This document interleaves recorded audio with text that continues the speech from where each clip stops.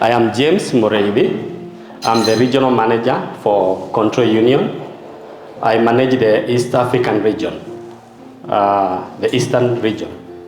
In the map, the Eastern region of Africa, that's what I manage. I'm based in Kenya, so I'm also the managing director of Control Union in Kenya.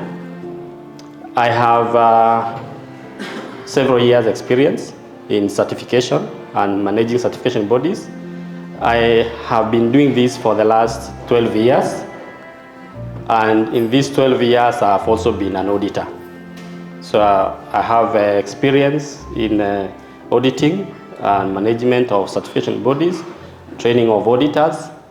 And I'm happy that when I started in 2012 in Kenya, we only had one client, Global Gap certified client, and that client was where I was working.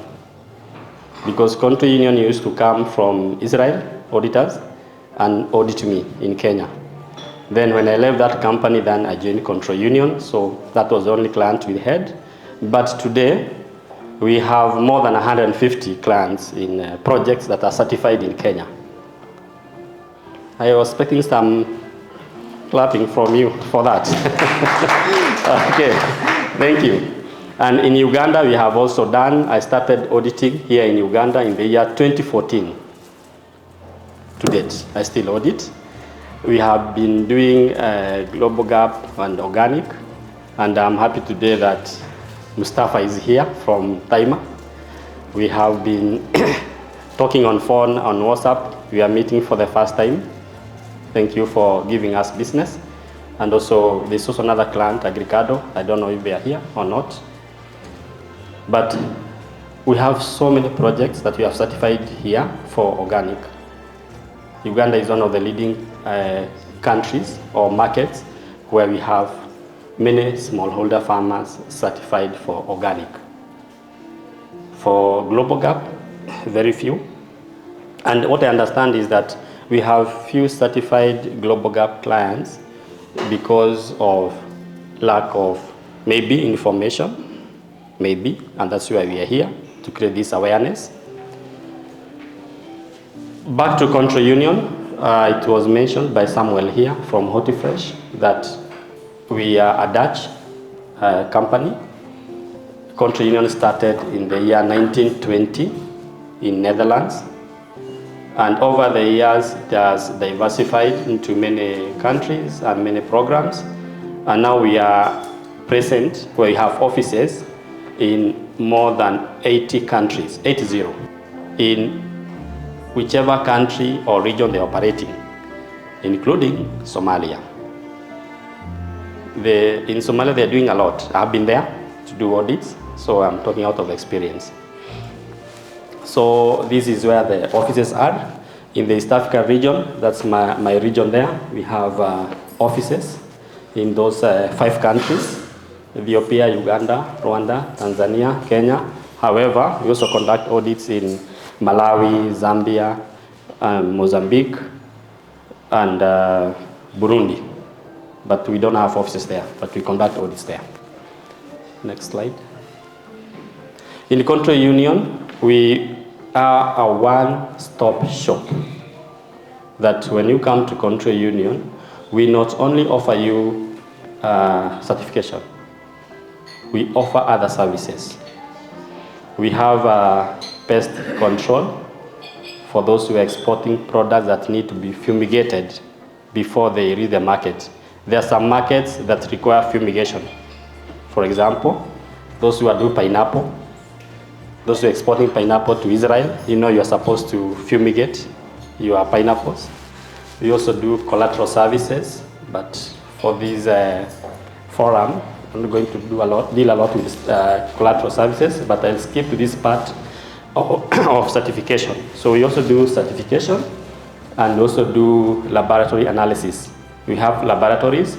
We have 17 laboratories in the world, and one of the lab is based in Kenya, in my office, and our lab is ISO 17025 accredited, and that's one of the requirements if you want to comply with the global gap requirements. If you have to do an analysis, you must conduct analysis in the laboratory that is ISO 17025 accredited. So our lab in Kenya is accredited, so you can send samples there, we analyze for you. We also have labs in other countries. On top of that, we also do what we call trainings through our Control Union Academy. We have an academy where we do trainings. We conduct trainings at individual levels and also at organization level. We have companies that are startups, and they hire a compliance manager or a compliance officer, a production manager who doesn't have the knowledge on how to implement the standards. At our Control Union Academy, we come in, we train your people and let them know what the requirements of the standard are so that they're able to comply. Why? Because being a certification body, we don't offer solutions or ready-made solution to your certification because we are not consultants. We cannot do consultants for you, then we come and audit you, because that will be conflict of interest. It's like auditing your own work. So for us to bridge that gap, we offer trainings in our academy. We'll train you, we'll let you know that this is all the requirement of the standard, this is what you're supposed to do. Then you go and implement it. Once you have implemented it and you feel that now you are ready for audit, now that's when we come in. So there's a difference between consultancy and training. We train you, make you understand what is it that the standard requires, what needs to be in place. Then you go to your organization, you implement what you have been told vis-a-vis what the requirement of the standard is. When you are ready, now we come and now we audit you. For example, HortiFresh as an organization, you might need to provide a tailor-made solution on registration and making sure that your members comply with some aspects that you have put in the requirements of the membership. It could be collecting data, it could be disseminating some information. We are able to do that for you, but not as Control Union, but as Peterson. So we come there and provide a solution that is holistic to your operations. And these solutions mainly are not certifiable. It's not an accredited solution. It's not a solution that will be issued with a certificate. So that's the main difference between the project solutions and Control Union of two. One, you can be certified under option 1. Option 1. And in option 1, we have what we call individual site, and the second one is a multi-site. Right? Option 1, individual site. You have only one farm.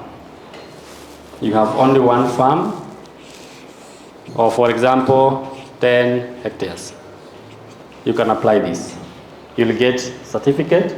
You'll be audited against in option 1, individual site.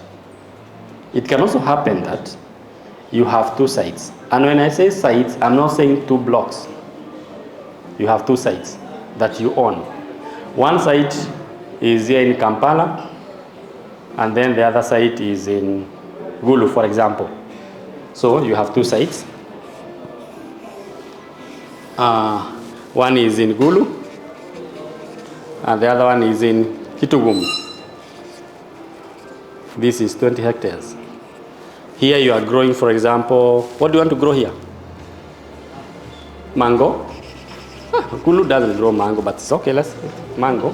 And then you have another farm also growing mango, plus maybe avocado or whatever. So it will be multi-site. It's option 1 because you own the farms, so it's option 1, multi-site. That's clear? So if you have one farm, you'll go with individual farm. If you have more than one site, it can be 3, 4, 5, whatever sites, it will be option 1, multi-site. and these ones. Okay, I'll come back to it. Then the other option is what we call option 2. Option 2, this one is for grower groups, as the question is asking, or the person asking the question. This is for grower groups. And when I'm talking about grower groups, I'm talking about group of farmers. For example, you might be having 100 farmers growing pineapple. Where? Where is Luero? Okay. 100 farmers in Luero, they are growing, all of them, they are growing pineapple, and they want to access the export market. They will be certified under option 2. And what these farmers need to do is to come up as a legal entity. So they register themselves as Luero, for example, Pineapple Farmers Association or group. So in option 2, we will be auditing this entity. Come assist me, those they cannot see, we move there. So we'll be auditing the entity that is called Luero Pineapple Farmers Group. You can move it there.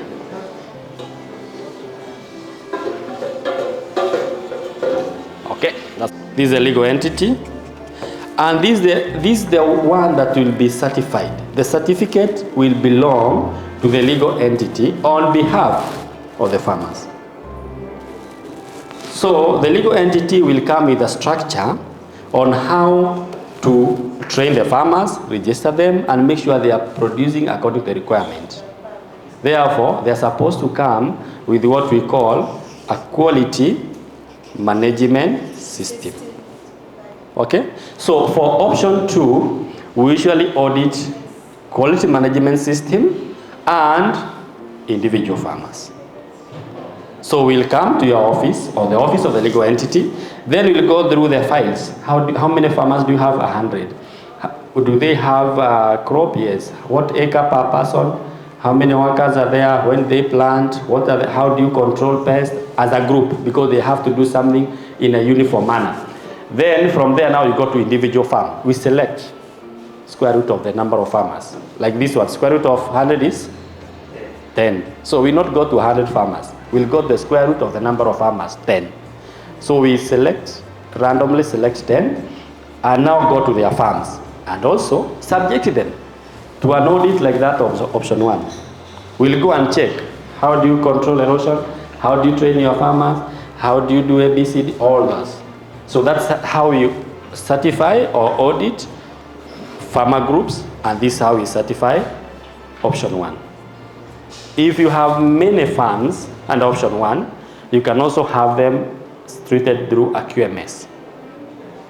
You can set a QMS for this. But for group of farmers, it's a quality management system.